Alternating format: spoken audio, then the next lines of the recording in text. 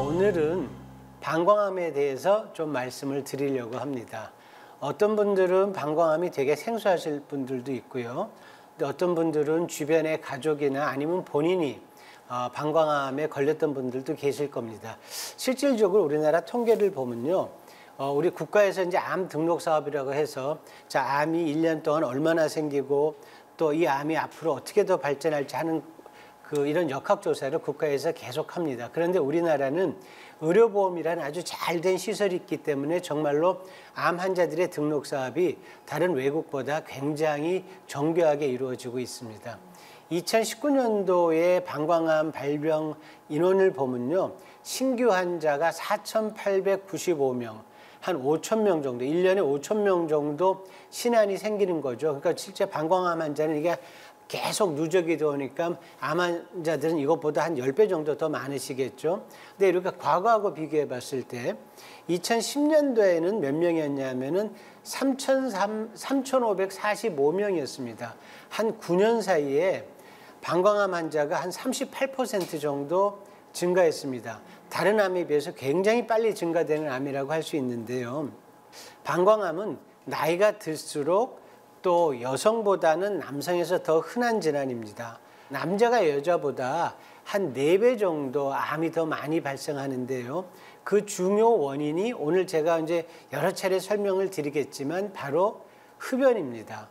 담배를 피게 되면 거기 있는 발암 물질이 폐로 들어가서 혈액 쪽으로 녹아서 나갑니다. 그럼 우리 콩팥이 뭐 하는 기관이죠? 우리 몸에는 혈액으로 온 콩팥으로 온 우리 몸에 있는 모든 노폐물을 걸러서 밖으로 내보냅니다. 그러면 자, 소변 안에 여러 가지 우리가 흡연에서 생길 수 있는 발암 물질 인자들이 소변 안에 있게 되는데 콩팥에서 소변이 만들어져서 우리가 흔히 말하는 요로 또 신배에서 만들어져서 신우, 요관, 방광을 거쳐가는 사이에 이 소변들이 방광하고 같은 상피 내암이라고 상피라고 하는데요. 요로 상피에 계속 접촉이 돼 있죠. 그러면서 이제 암이 발생하는 거고요. 담배가 얼마나 안 좋냐면요. 나는 이제 담배를 끊었어. 괜찮을 거야. 안 그렇습니다. 평생을 들어서 5갑의 담배, 100가지의 담배를 피워도 그렇지 않은 사람에 비해서 암 발생률이 높습니다. 그럼 이거 들으신 분이 아유 나는 뭐 어차피 담배 폈어. 어차피 이렇게 하는 거나 계속 필 거야. 아닙니다. 이 위험도가 담배를 얼마나 오래 폈느냐, 얼마나 많이 폈느냐에 따라서 점점 더 올라가는 거죠. 이 방송을 보시는 시청자들께서 혹시 담배를 피셨던 분은 지금이라도 담배를 끊으시면 방광암의 발생률을 반으로 줄일 수 있습니다. 또 방광암하고 연관이 있는 게 여러분 대사증후군이라고 많이 들어보셨죠? 네. 제가 이제 많이 들어봤는데 뭐냐고 물어보면 답은 못 하시죠. 그럼 대표적인 게 고혈압 있죠, 비만, 고지혈증. 사실은 보통 우리나라 성인들 나이 한 50 넘어가면 이 3가지 질환에 관련된 약을 다 최소한도 하나에서씩 먹기 시작합니다. 그리고 사실은 비만은 만성 질환입니다. 전반적으로 우리나라 여러 가지 식생활이 좋아지면서 비만 인구가 늘어나는데요.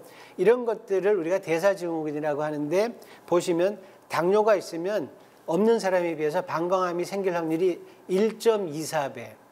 또 고혈압이 있으면 또 어느 정도 높아지고 복부 비만이 있다. 이런 사람들 1.17배. 고지혈증이 있는 분들은 거의 한 1.2배. 이래서 이런 대사증후군이 있는 분들이 없는 분에 비해서 암에 발병할 위험률이 한 1.23배 정도 됩니다. 어떻게 얘기했습니까? 살 빼야죠. 또 콜레스테롤이 그냥 떨어집니까? 운동해야죠. 살이 그냥 빠집니까? 먹는 거 조절해야죠. 당뇨 어떡합니까? 우리 운동으로도 당뇨 극복할 수 있죠. 자, 이런 것들을 통해서 이런 질환도 좋아지지만 우리 방광암의 위험도도 줄여들 수 있는 거죠. 자, 제가 아까 말씀드린 흡연이 가장 위험한 위험인자라고 위험인자 말씀드리면요. 흡연자는 4.1배, 과거에 흡연했던 사람들은 일반인에 비해서 2.2배. 근데 우리가 또 위험한 게 하나 있죠. 흡연하면서 가장 위험한 게 뭘까요? 또 위험한 게. 애꿎은 사람이 있죠. 간접 흡연. 나는 담배도 안 폈어. 근데 옆에서 신랑이 계속 방에서 담배를 폈어. 또 우리 아기가 옆방에 있는데 계속 담배 연기가 그쪽으로 가. 자, 이런 것들도 흡연에 준하기 때문에 나뿐만 아니라 주변 가족을 위해서도 담배는 안 피시는 게 좋습니다. 자, 그럼 우리가 이제 일반적으로 방광암에 대해서 일반인들이 갖고 있는 생각, 오해 이런 것들을 제가 간략하게 말씀드리면, 자, 우리 요즘 육류 섭취가 늘었습니다. 사실 고기는요, 우리 건강에 보면 기생충이 문제가 아니라면 우리 몸에 가장 좋은 거는 그냥 먹는 게 가장 좋아요. 생식. 그 다음은 뭘까요? 쪄서 먹는 거. 그 다음은 뭘까요? 구워 먹는 거. 가장 나쁜 거 숯불에 이렇게 구워 먹는 거. 근데 사실은 거꾸로죠. 숯불에 구워 먹는 게 제일 맛있죠. 그런데 이런 천연 고기보다 소세지, 햄, 베이컨 같은 가공육을 드실 때 방광암의 위험도가 이렇게 많이 드시는 분들은 1.2배 내지 1.9배 정도 증가되고요. 방광암은 나이가 들수록 제가 많이 생긴다고 말씀드려서 젊은 사람들은 아유 나는 괜찮아 하지만 40대 이후부터 이제 나이가 들수록 방광암의 그 발생률이 증가되는데 젊은 사람한테도 방광암이 생깁니다. 그런데 안타까운 거는 젊은 사람한테 생긴 방광암이 나이 든 분에 생긴 방광암보다 훨씬 더 악성도가 높고 예후가 안 좋습니다. 이 유전적 소인보다는 담배 피는 게 훨씬 더 방광암을 잘 만듭니다. 그러니까 제가 오늘 뭐 강의 중에 계속 그 금연에 대해서 말씀을 드리는데, 자, 그럼 어떤 증상이 나타나느냐? 제가 혈뇨 때 말씀드렸어요. 아무 통증 없이 소변이 뻘겋게 나오는 걸 저희가 무통성 유관적 혈뇨. 이런 환자들의 한 30%는 방광암이 있습니다. 그런데 노인 환자들에 있어서는 눈에 보이지 않는 혈뇨가 있더라도 방광암이 있는지 없는지를 반드시 확인하셔야 됩니다.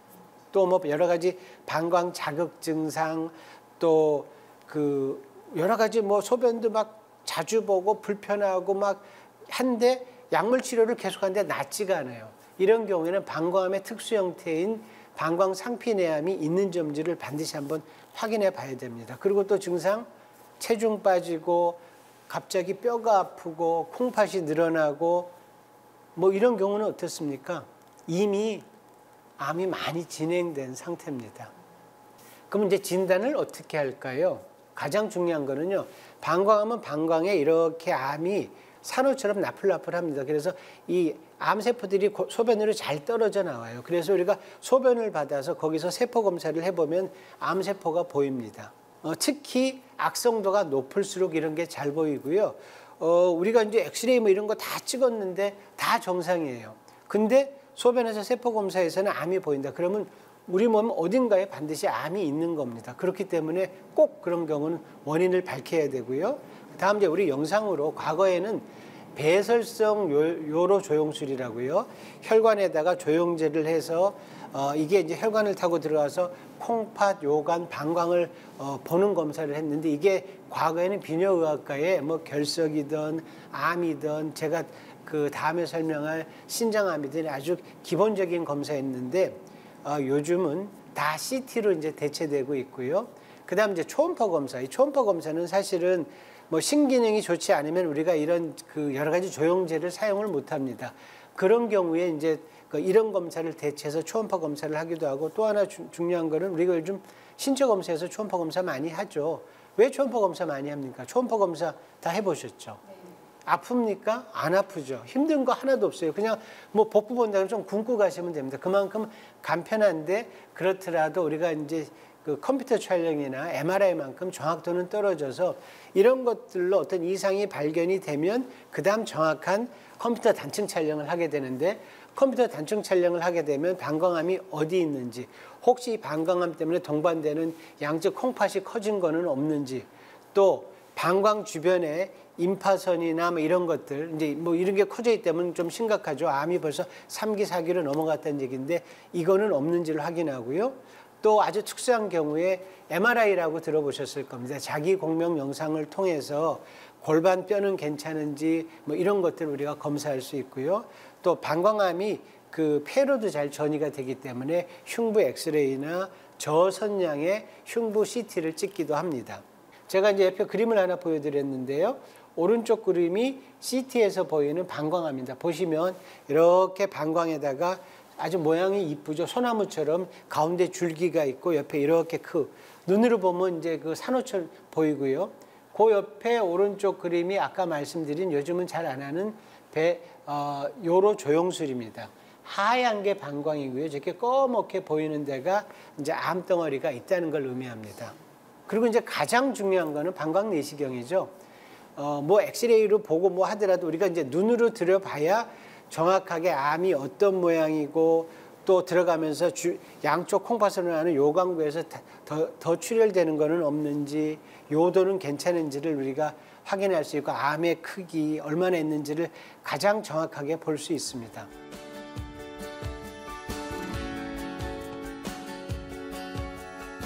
방광암은 대부분이 요로 상피에 생기기 때문에 한 97, 8%는 요로 상피암이라고 얘기합니다. 아까 말씀드렸죠.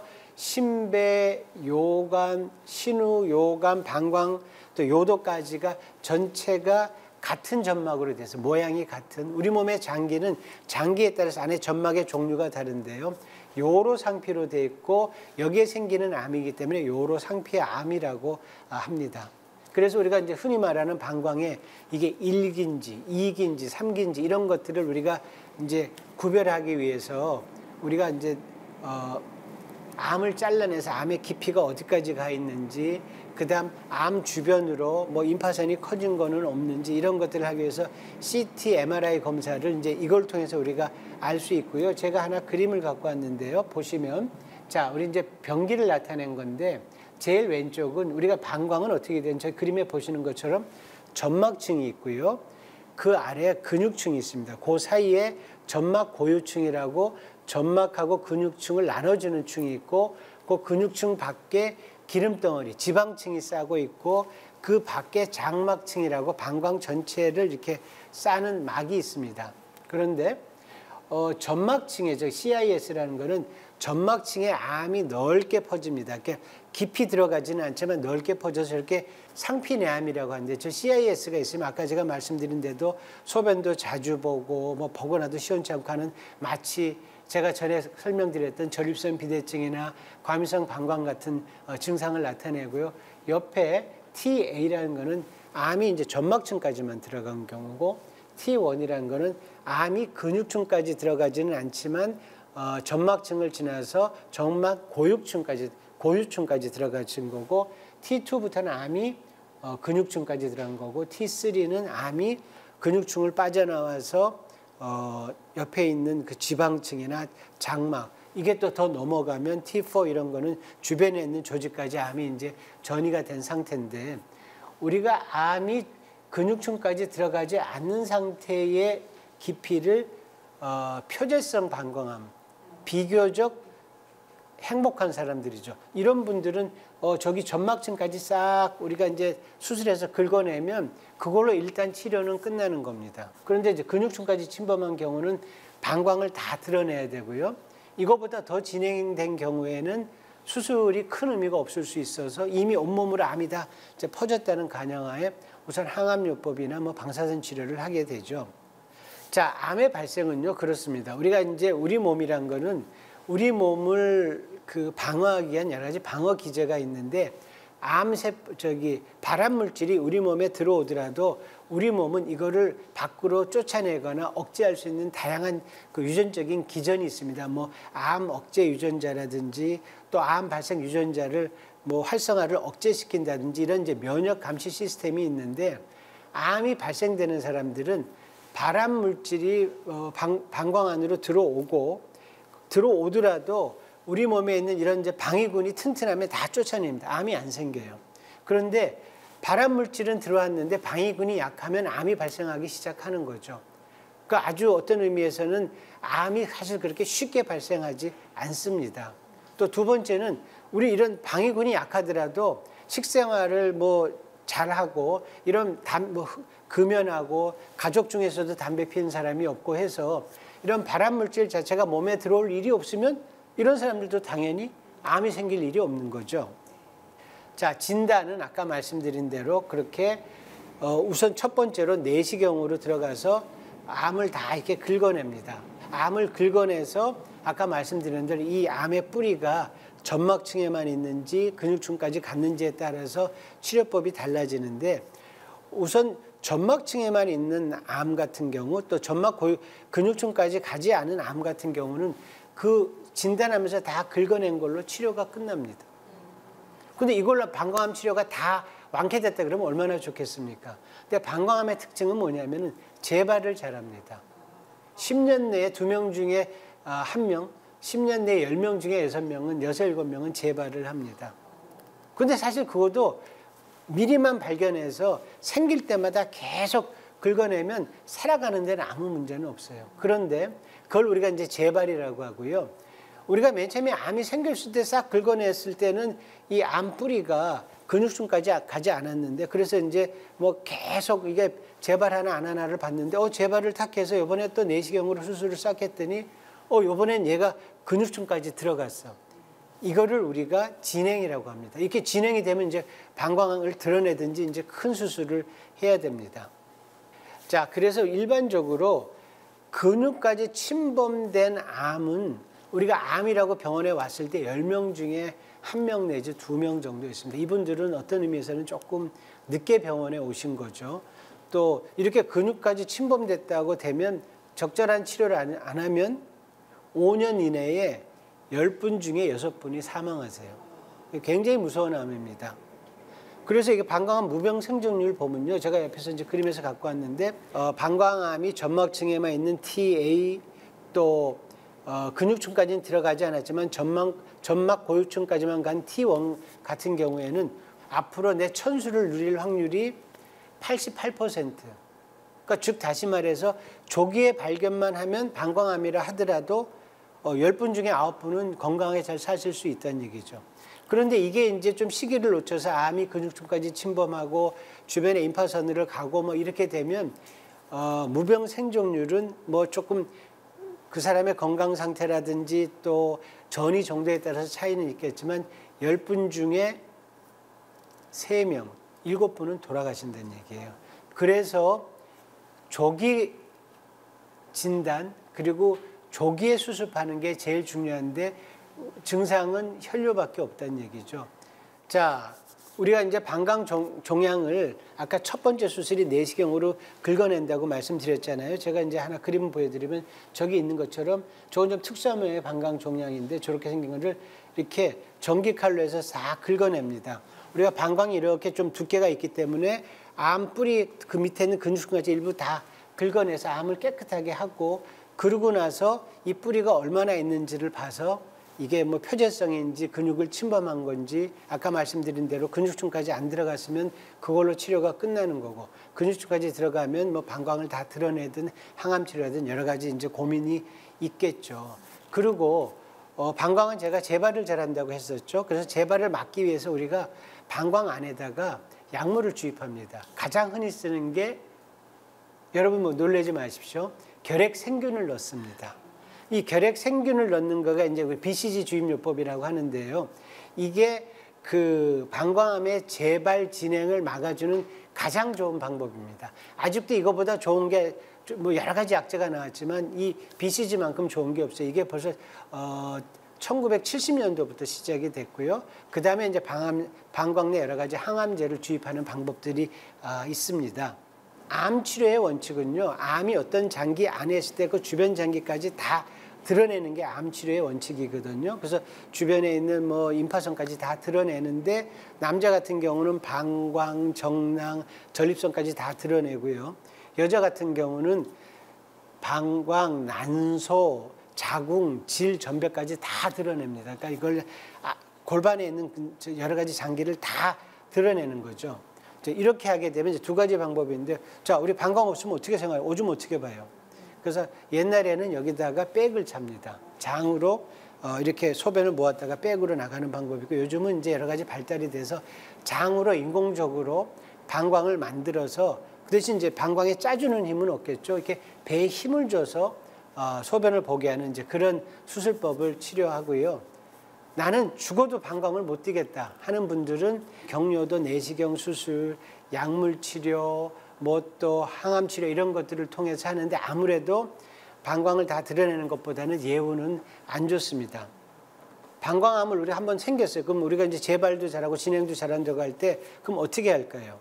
물론 암의 악성도에 따라서 다르지만 최소한도 5년이 돼야 졸업을 할 수 있거든요. 그래서 이제 3개월에 한 번씩 방광 내시경, 소변에서 그 암세포는 나오는지 그러면서 1, 2년에 한 번씩 CT도 찍고 악성도가 좀 높은 분들은 더 자주 CT도 1년에 한 번씩 이렇게 하는 검사를 계속해서 중요한 거는 재발이 있을 때 빨리 발견해서 조기에 빨리 치료하는 게 중요합니다. 자, 방광암 예방하는 방법. 자, 오늘의 이제 가장 중요한 주제죠. 뭐든지 암은 예방돼서 안 걸리는 게 가장 좋습니다. 내가 부모님한테 물려받아서 외부에서 뭐가 들어갔을 때 이길 수 있는 튼튼한 내 그 방위군이 있다고 하더라도 첫 번째 뭐겠습니까? 금연이죠. 자, 담배 끊으시고 충분한 수분 섭취하고 그다음 비타민 A가 방광암 예방에 도움이 됩니다. 비타민 A 전구 물질 중에 이제 베타카로틴이라는 게 있거든요. 이게 풍부한 음식을 좀 드시고 또 신선한 채소, 과일 그리고 고기도 가급적이면 이게 가공육은 안 드시는 게 방광암을 예방할 수 있는 가장 좋은 길입니다. 네, 오늘은 방광암에 대해서 말씀드렸습니다. 고맙습니다. 네, 교수님 강연 잘 들었습니다. 네. 방광암에 대한 강연을 해주셨는데 오늘 강연 중에서 흡연의 유해성에 대해서 많이 짚어주셨잖아요. 근데 흡연이 당연히 안 좋겠습니다만 그렇습니다. 혹시 여성에게 더 안 좋나요? 그런 얘기들이 또 많더라고요. 예, 맞습니다. 뭐 다른 질환도 비슷한데요. 그 흡연은 똑같이 남성하고 여성하고 흡연을 했을 때 방광암이 생길 확률이 여자가 훨씬 더 높습니다. 그래서 여성분들은 특히 흡연이 뭐 물론 방광암뿐만 아니죠. 뭐 폐암 뭐 여러 가지 원인 문제를 야기하지만 방광암에 있어서는 남자보다도 훨씬 더 몸에 해롭기 때문에 금연 정말 중요합니다. 그렇군요. 그리고 교수님 이런 궁금증들을 네. 또 가지신 분들도 계신다고 들었거든요. 예를 들면 방광암이 전염이 되는지, 예를 들면 이제 남자분들 같은 경우 뭐 걸렸다고 했을 때 화장실을 같이 쓴다거나 이런 게 어떤가요? 이제 방광암이 주로 과거에는 이제 그 남자들한테 주로 오고 40대 이상 중장년층에게 오기 때문에 아버지가 이제 방광암에 걸립니다. 그러면 이제 어머니는 불안하죠. 이게 우리 아들한테 옮기는 거 아닌가, 식구들한테 전염되는 거 아닌가. 이제 근거는 있어요. 생각해 보니까 소변으로 암세포가 막 나온다는데 우리 아들도 아버지하고 같은 변기를 쓰고 방광암이 그렇게 전염되지는 않는데 유전적인 소인이 있고요.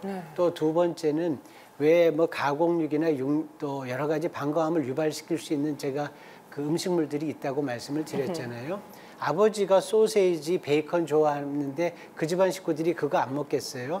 그래서 섭생이 비슷하기 때문에 그런 것들에 대해서 조금 더 식구들 전체가 관심을 기울여야 됩니다. 네, 알겠습니다.